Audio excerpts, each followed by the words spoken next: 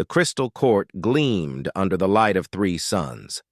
Princess Lisavelle stood in the center of the grand hall, her hands bound behind her back with energy chains. Around her, hundreds of nobles from across the Caldrith Empire watched in silence. Their faces showed no emotion. That was the Caldrith way. Emotions were weakness. Control was strength.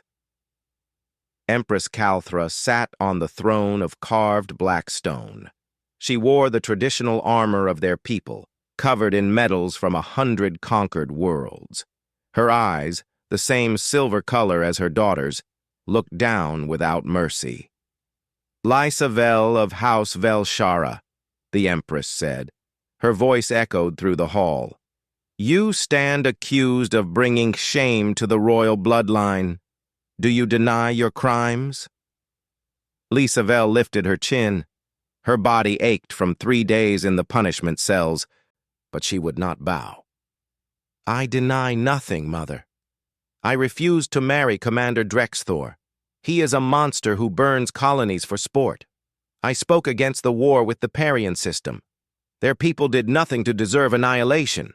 Gasps filled the hall. Several nobles hissed in anger. To speak of mercy was already forbidden. To speak of it in open court was unthinkable.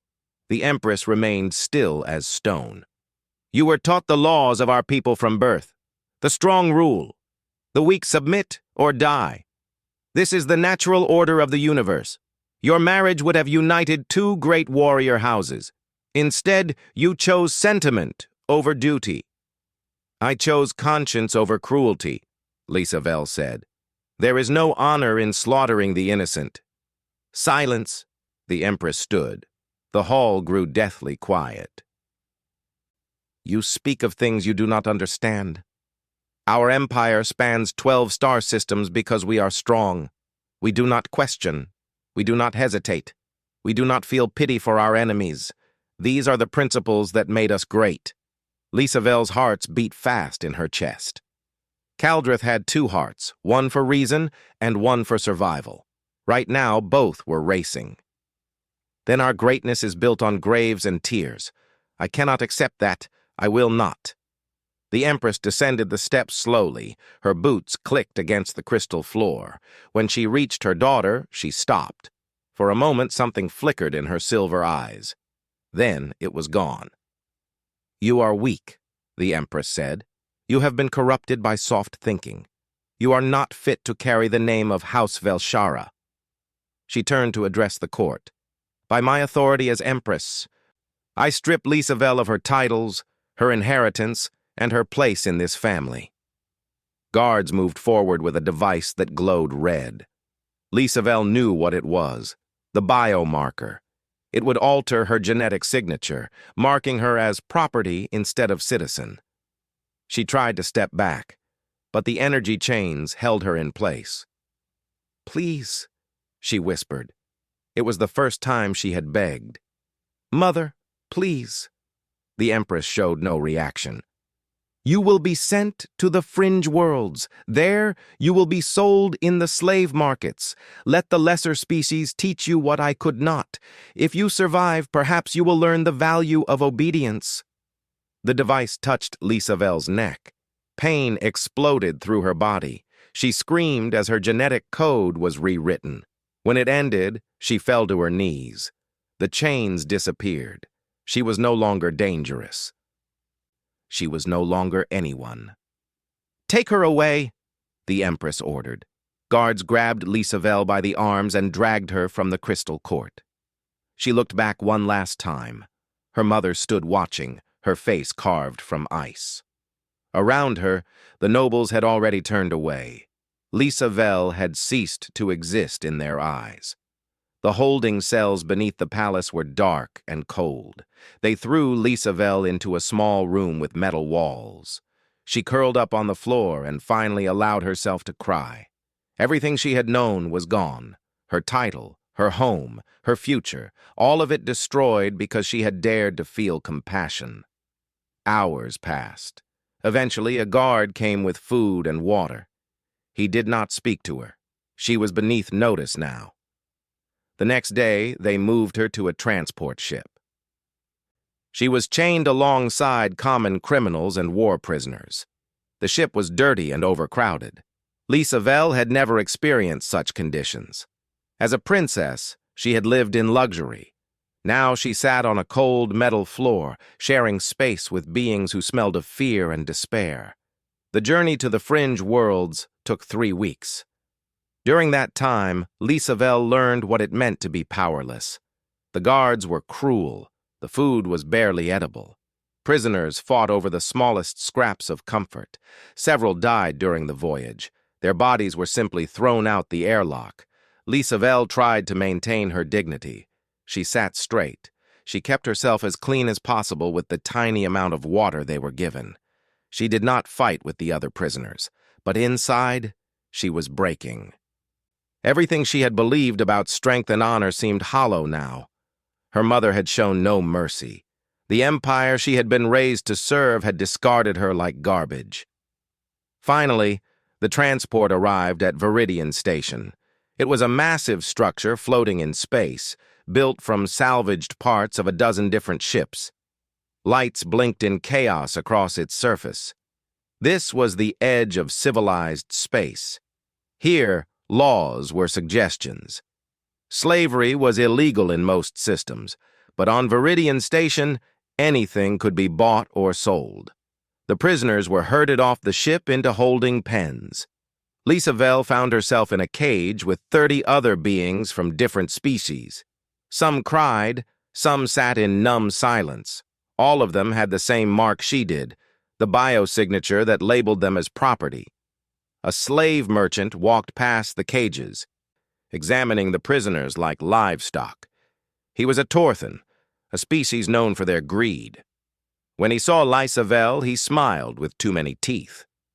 "Well, well, a Caldrith, and a female. You'll fetch a good price." He turned to his assistant. "Put her in the premium lot. Market day is in 3 days. Make sure she's presentable."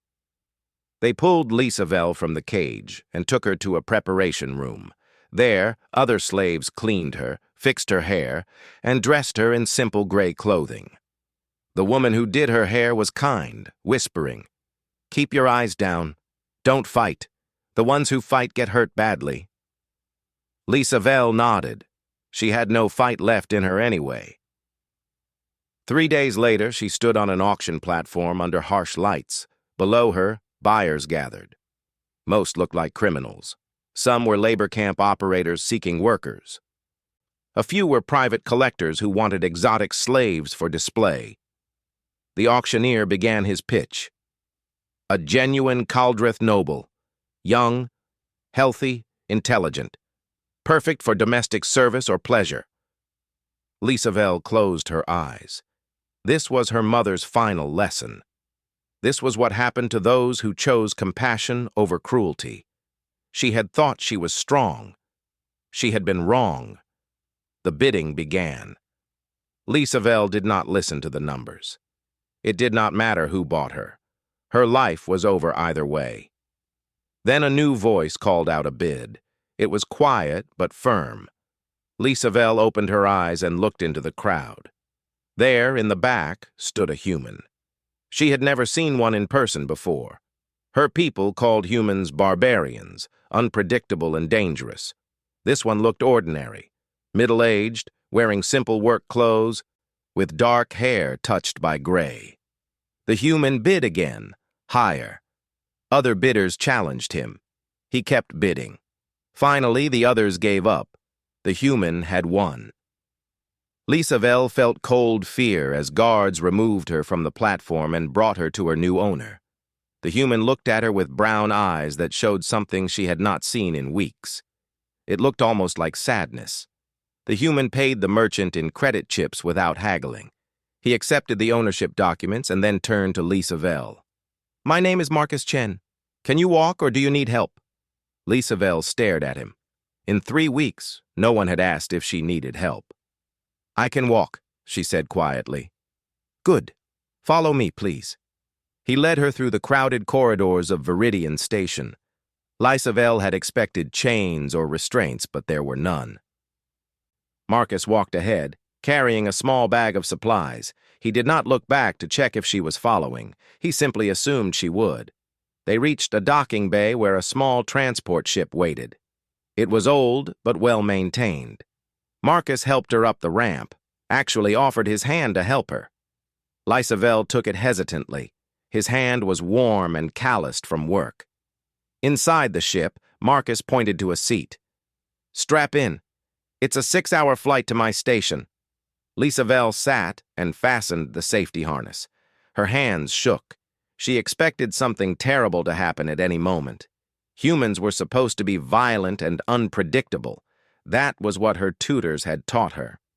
But Marcus simply moved to the pilot's seat and began pre-flight checks. The ship lifted off smoothly.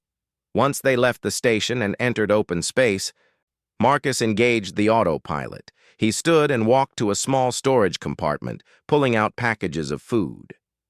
"You must be hungry," he said. "It's not fancy, but it's better than what they feed prisoners." He offered her a sealed meal. Lysavel took it carefully. Inside was bread, dried fruit, and some kind of protein bar. She ate slowly, watching Marcus the entire time. He prepared his own meal and sat across from her, eating in comfortable silence. Finally, Lysavel could not stand the uncertainty. "What do you want from me?" Marcus looked up, surprised. "Want from you? You bought me. You must want something. Labor? Service?" She forced the next word out. "Pleasure?" Marcus's face changed. He looked sad and a little angry, though not at her. "I want nothing like that. I bought you because I saw what was happening." "The other bidders, they were slavers from the labor camps or worse. I couldn't let them take you." "Why?" Lysavel demanded. "You don't know me. I'm Caldrith. My people have fought yours for territory. Why would you help me?" "Because it was the right thing to do," Marcus said simply. "Because you're a person, not property. Because I could help, so I did." Lysavel felt something crack inside her chest. Tears came without permission. She tried to stop them, but they kept flowing. In Caldrith culture, crying was shameful. Yet she could not help herself. Everything that had happened, the trial, the exile, the slave pens, the fear, it all poured out. Marcus did not tell her to stop. He did not mock her. He simply handed her a clean cloth and waited. When her tears finally slowed, he spoke gently. "My station is small. Just me and some automated systems. I run terraforming equipment on a moon that's being prepared for colonization. It's quiet and isolated. You'll have your own room. I'll teach you how to help with the work if you want, but you're not required to. In 6 months, a supply ship will come. If you want to leave, then I'll pay for your passage to anywhere you want to go." "You would let me leave," Lysavel whispered. "You're not a prisoner. You never should have been one in the first place." The rest of the flight passed in silence. Lysavel tried to process what Marcus had said. It made no sense according to everything she knew, yet he seemed sincere. When they arrived at the station, Lysavel saw it was indeed small. It sat on the surface of a barren moon, surrounded by terraforming towers that pumped processed atmosphere into the thin air. The station itself was a cluster of connected modules built from sturdy metal. Marcus landed the ship in a docking bay and led her inside. The interior was clean and organized, not luxurious but comfortable.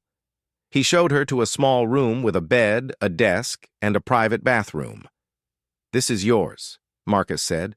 "The door locks from the inside only. I can't open it. Your privacy is your own." He showed her how the bathroom worked, where to find towels and clean clothes. Then he pointed down the hall. "Kitchen is that way. Help yourself to food whenever you're hungry. My room is on the other end of the station. The common areas are in the middle: workshop, lab, observation deck." Lysavel stood in the doorway of her new room, unable to move. "I don't understand," she finally said. "Why are you being kind to me?" Marcus was quiet for a moment. When he spoke, his voice carried old pain. 5 years ago, I had a wife and daughter.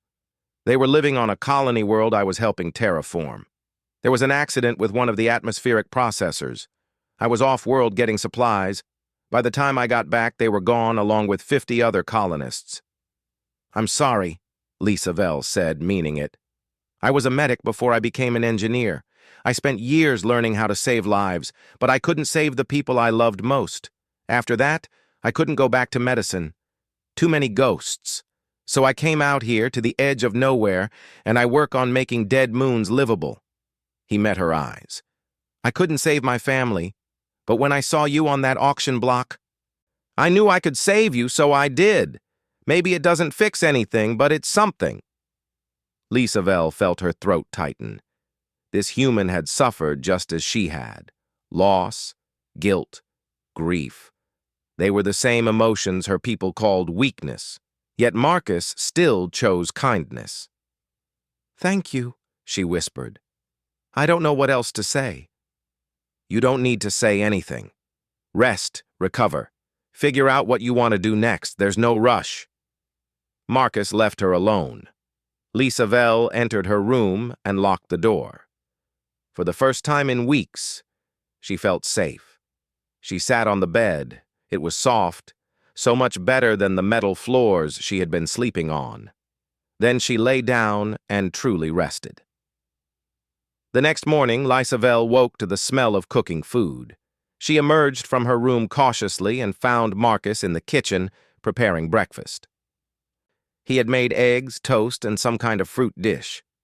"Good morning," he said. "I wasn't sure what you could eat, so I made a variety. Caldrith and humans have similar biology, according to the medical database." They ate together. Marcus explained his daily routine. He monitored the terraforming equipment, made repairs when needed, collected data for the colonization company that hired him, and maintained the station's systems.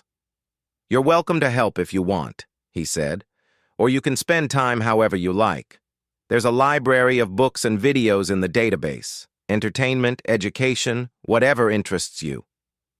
Over the next few days, Lisa Vell watched Marcus work. He moved through his tasks with quiet competence. He spoke to her but never demanded conversation. He gave her space, but made it clear she was welcome in any part of the station. Slowly, Lisa Vell began to relax. She started joining Marcus for meals. She asked questions about his work. He explained everything patiently, showing her how the equipment functioned. 1 week after arriving, Lisa Vell asked, "Could you teach me? The terraforming work, I mean." Marcus smiled. It was the first real smile she had seen from him. "I'd be happy to." He started with basic tasks. How to read the monitoring equipment, how to check the atmospheric processors, how to maintain the station's life support systems. Lisa Vell discovered she enjoyed the work. It was practical and purposeful. Each task had clear results. As she learned, something strange happened. She began to see Marcus not as a captor or even a rescuer, but as a person. A good person who had experienced terrible loss and chose to keep living, keep working, keep being kind despite his pain. It made her question everything her mother had taught her. The Empress had said strength meant suppressing emotion. Yet Marcus felt deep emotion and was still strong. The Empress had said compassion was weakness, yet Marcus's compassion had saved her life. Maybe, Lisa Vell thought as she watched the terraforming towers light up the dark moon, maybe her people had been wrong about many things. Maybe true strength looked different than she had been taught. 3 months passed on the terraforming station. Lisa Vell had settled into a routine that felt almost comfortable. She woke early, helped Marcus with morning system checks, studied in the afternoon, and spent evenings in the observation deck watching the stars. But comfort was not the same as peace. At night, she still had nightmares about the trial, the slave pens, the feeling of her genetic signature being altered. She woke gasping, her 2 hearts racing in panic. She never told Marcus about these dreams, but somehow he seemed to know. One morning, she found him in the kitchen earlier than usual. He had prepared a special breakfast with foods from different worlds. "What's the occasion?" she asked. "No occasion. Just thought we could use something different." He poured her a cup of tea made from earth leaves. "You've been working hard. You deserve a nice meal." They ate together in comfortable silence. Marcus had taught her that silence could be peaceful, not awkward. It was another thing her culture had gotten wrong. The Keldrith filled silence with displays of dominance and formal speeches. Humans seemed content to simply exist together. After breakfast, they went to the main workshop. A piece of equipment had broken overnight. One of the atmospheric processors was overheating. Marcus handed Lisavelle a diagnostic scanner. "You try," he said. "Tell me what you find." Lisavelle ran the scanner over the machine. She checked the readings against what Marcus had taught her.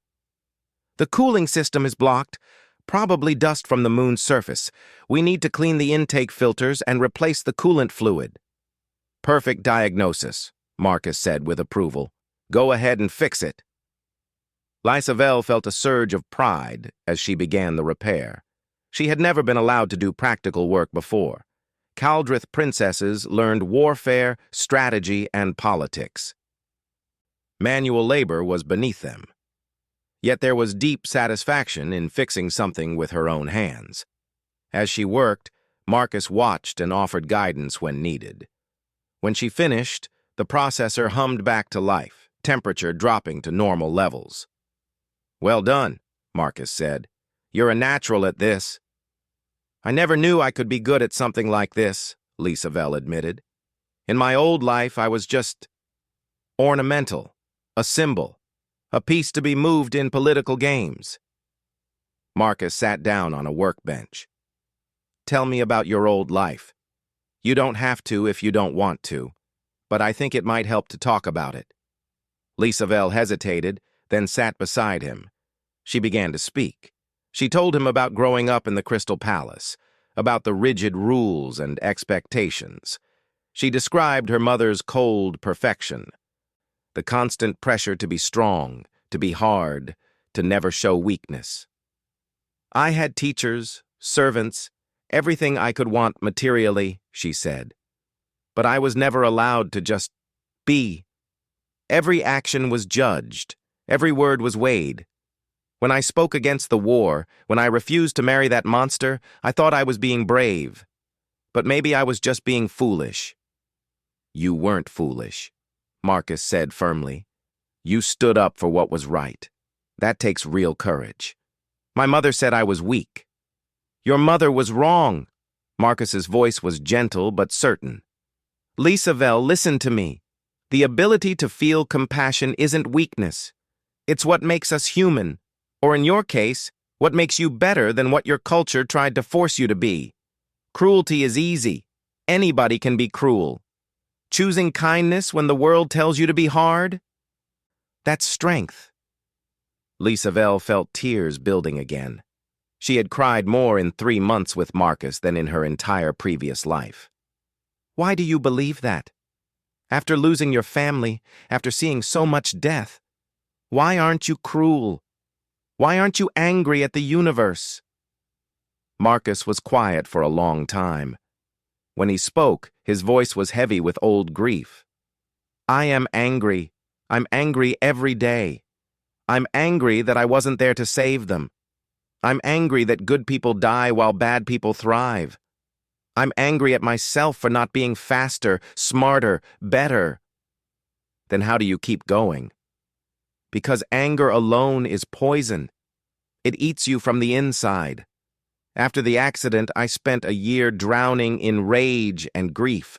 I pushed everyone away. I stopped caring about anything. One day I realized I had a choice. I could let the anger consume me, or I could try to do something good with the time I have left. So I came out here. I work on making new worlds livable. And when I saw you on that auction block, I saw a chance to actually save someone for once." He turned to look at her. "You asked me why I'm kind. I'm kind because my wife was kind. My daughter was kind. They made the universe better just by being in it. When they died, that light went out. I can't bring them back, but I can try to put some light back into the darkness. Helping you, teaching you, seeing you grow stronger every day. It matters. You matter. Lisa Vell couldn't stop the tears now. She covered her face with her hands. Marcus didn't try to make her stop. He simply sat with her, a solid presence beside her, until the crying passed.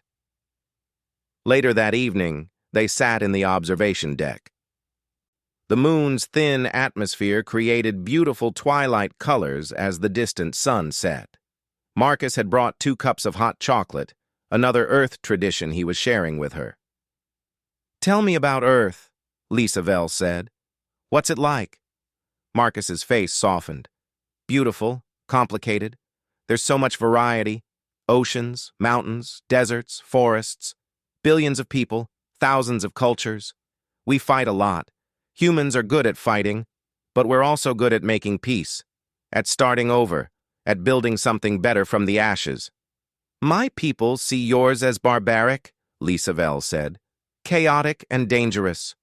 "We probably are, compared to Kaldrith order and discipline. Humans are messy. We feel too much, care too much, dream too big. But that messiness is also our strength. We don't give up. We don't break easily. And we believe people can change, can grow, can become better than they were." "Do you think I can change?" Lisa Vell asked quietly. Marcus looked at her with warm brown eyes. "Lisa Vell, you've already changed. The princess who stood in that crystal court was brave but sheltered. The woman sitting here with me has survived hell and come out stronger.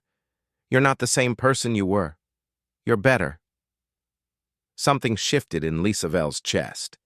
For months, she had been mourning her old life, missing her title, her position, her place in the empire. But sitting here, drinking hot chocolate with a human who treated her as an equal, she realized something. She didn't want her old life back. That life had been a cage made of gold. Here, on this lonely moon with this quiet human, she was free. "Marcus," she said slowly, "when the supply ship comes in 3 months, I don't think I want to leave." Marcus turned to her, surprised. "Are you sure? You could go anywhere, start a new life somewhere safe." "I am starting a new life. Here, with you, if—" She hesitated. "If that's all right with you." Marcus smiled, and this time it reached his eyes. "I'd like that very much." They sat together as the stars came out, filling the black sky with light. Lisa Vell felt something she had never felt in the Crystal Palace, something she had thought she would never feel again. She felt hope. Over the next weeks, something deepened between them. It was unspoken but present. The way Marcus made sure her favorite tea was always stocked. The way Lisa Vell learned to cook Earth food the way he liked it. Small touches that lasted a moment too long. Conversations that stretched into the night. Neither spoke of it directly. The circumstances of their meeting made everything complicated. Marcus would never pressure her. She knew that. And Lisa Vell was still learning who she was outside of being a princess. But the feeling was there, growing quietly like the first plants beginning to sprout on the terraformed moon. Something new, something worth nurturing, something that, given time and care, might bloom into something beautiful. One night, working late on a repair, they stood close together under a malfunctioning light panel.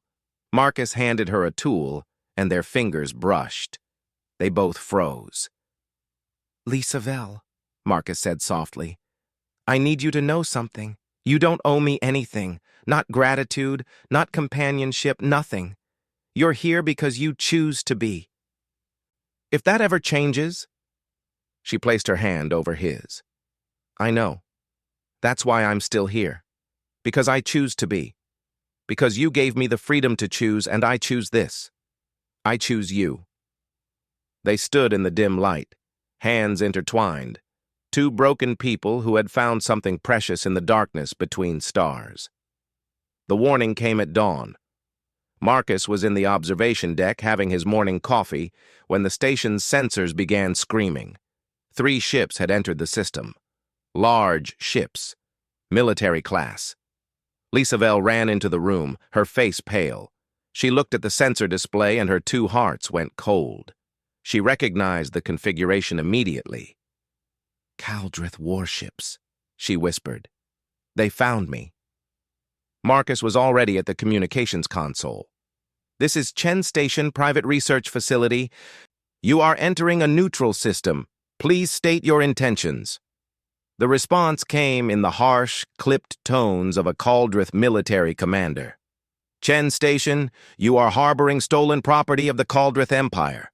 Surrender the fugitive Lisavelle immediately and submit to arrest for violation of Imperial law." "She's not property," Marcus said calmly.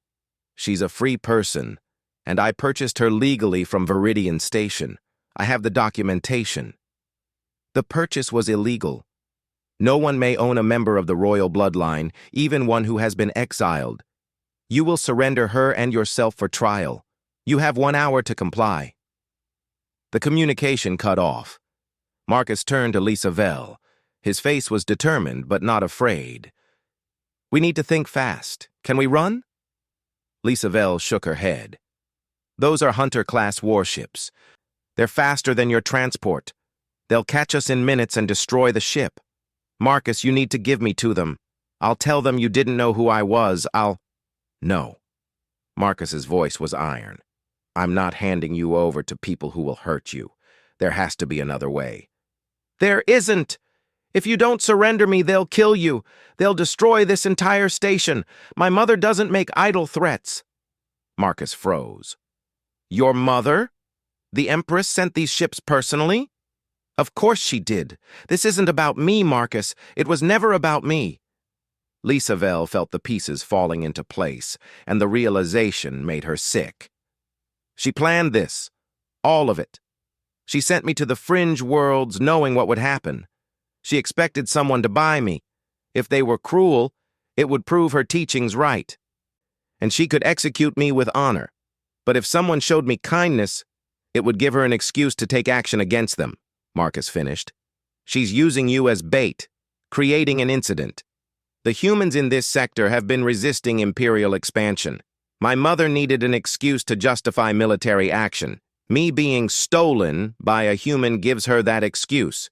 She can claim outrage, demand reparations, start a war." Lisavelle's voice broke. "I'm still just a game piece to her. Even in exile, I'm still being used." Marcus grabbed her shoulders gently. "Then we change the game. We tell the truth. We broadcast what really happened. The trial, the exile, everything. Let the galaxy hear your story. Who would believe us? Who would care? People who have been hurt by the Empire. People who are tired of being conquered and controlled. Lisavelle, your mother's power depends on the idea that the Kaldrith way is the only way. But you're living proof that's a lie. You're proof that compassion isn't weakness, that people can change, that the Empire's foundations are built on cruelty instead of strength." Lisavelle stared at him. It was insane. It would accomplish nothing. Her mother controlled the media in 12 systems. One broadcast from a tiny terraforming station would be nothing. But it would be the truth, and the truth mattered. "Do it," she said. "Help me tell them." Marcus worked fast. He rigged the station's communication array to broadcast on all frequencies.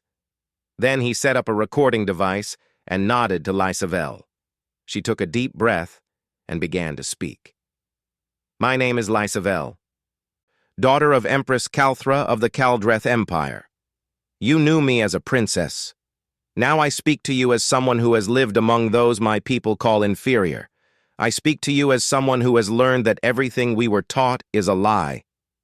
The words poured out. She told them about the trial, about refusing to marry a war criminal, about speaking against unnecessary violence, about her mother's sentence, exile and enslavement as punishment for having a conscience. "I was sent to the slave markets on Viridian Station. There, I expected to be purchased by criminals or labor camps. Instead, a human named Marcus Chen bought me. And do you know what this supposedly barbaric human did? He set me free. He gave me a home, taught me useful work, and treated me as an equal. He asked nothing in return except that I be allowed to choose my own path. She looked directly into the camera. The Kaldrith Empire teaches that strength means domination, that honor means obedience, that compassion is weakness. But I have seen real strength in a human who lost everything and still chose kindness. I have seen real honor in a man who risked his safety to save a stranger. I have learned that compassion is the greatest strength of all. Her voice grew harder. Now my mother sends warships to reclaim her property. But I am not property. I am not a political tool. I am a person who has seen a better way to live. And I will not be silent about it anymore. The empire is built on the suffering of those it conquers. It calls cruelty strength and calls mercy weakness. This is wrong. This has always been wrong.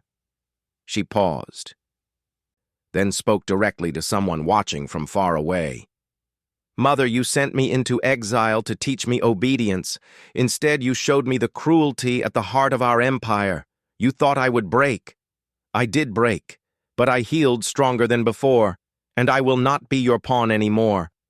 I will not let you use me to hurt innocent people. The galaxy deserves to know the truth about what you are. Marcus ended the recording and began broadcasting it on repeat. It would reach nearby systems within hours, farther systems within days. There was no way to know if anyone would care. The Kaldrith ships responded immediately. The commander's voice was furious. You have made a grave mistake, human. You will both be executed for treason against the Empire.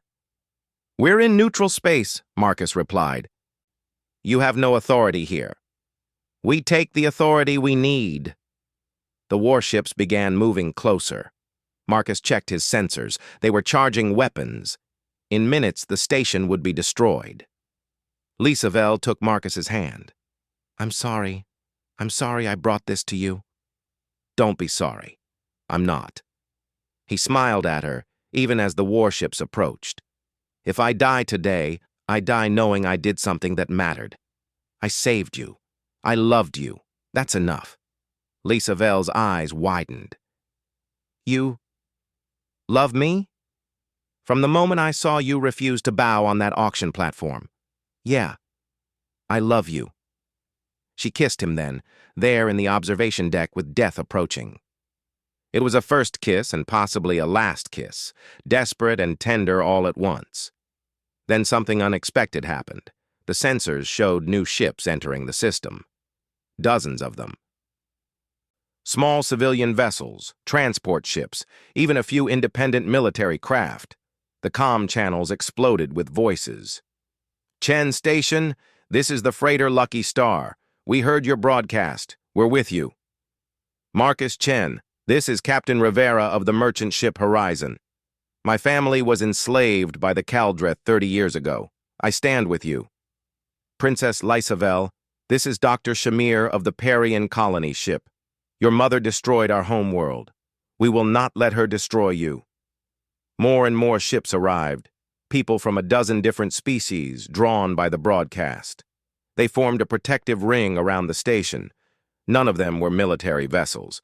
They couldn't actually fight Kaldrith warships, but they were witnesses. If the Empress destroyed the station now, she would be killing civilians from multiple systems.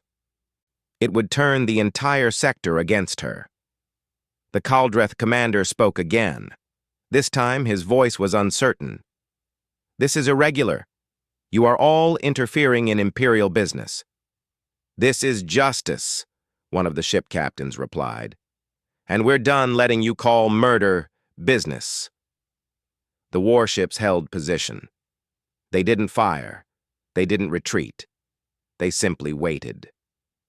Marcus and Lisavelle watched the standoff, hardly daring to breathe. They had expected death. Instead, they had found something they hadn't anticipated. They had found that the truth, once spoken, could not be easily silenced. And sometimes, Speaking truth was enough to change everything. The standoff lasted 3 days. The Kaldrith warships remained in position, neither attacking nor retreating. The civilian fleet stayed as well, a silent wall of witnesses between the station and destruction. During those 3 days, Lisa Vell's broadcast spread across the galaxy like wildfire. On the 3rd day, a new ship arrived. It was smaller than the warships, but carried the seal of the Galactic Mediation Council. A human woman's face appeared on the communication screen. This is Ambassador Sarah Chen, no relation to Marcus, representing the Council. We have reviewed the broadcast from Chen Station and investigated the claims made. We are prepared to offer mediation between all parties. The Kaldrith commander responded stiffly. The Empire does not recognize the Council's authority over internal matters. This stopped being internal when you brought warships into neutral space and threatened civilian lives, Ambassador Chen replied. You have 2 choices. Accept mediation or face sanctions from every member system of the Council. That's 47 systems, including 3 of your major trading partners. There was a long silence. Then the commander spoke again. We will await instructions from the Empress. Those instructions took another day to arrive. When they came, they were not what anyone expected. The Empress herself appeared on the communication channels. Her silver eyes were as cold as ever, but something in her bearing had changed. She looked tired. I will speak with my daughter, privately. Arrange a secure channel. Marcus squeezed Lisa Vell's hand. You don't have to do this. Yes, I do. This needs to end. They set up a private communication link. Lisa Vell faced the image of her mother alone. For a long moment, neither spoke. Then the Empress broke the silence. You have become quite skilled at creating chaos, daughter. I learned from the best, Lisa Vell replied. You created this chaos when you exiled me. You created it when you decided to use me as a political weapon. I underestimated you. The Empress's voice was carefully neutral. I thought exile would break you. I thought slavery would teach you the value of strength through suffering. I thought you would either die or return grateful for the lessons learned. You were wrong. Yes. The admission seemed to cost the Empress something. I was wrong about many things. Your broadcast has caused problems. There are calls for reform within the Empire. Several vassal species are demanding freedom. Members of the nobility are questioning our methods. You have destabilized centuries of order. Good, Lisa Vell said fiercely. Your order was built on oppression. It needed to be destabilized. The Empress closed her eyes briefly.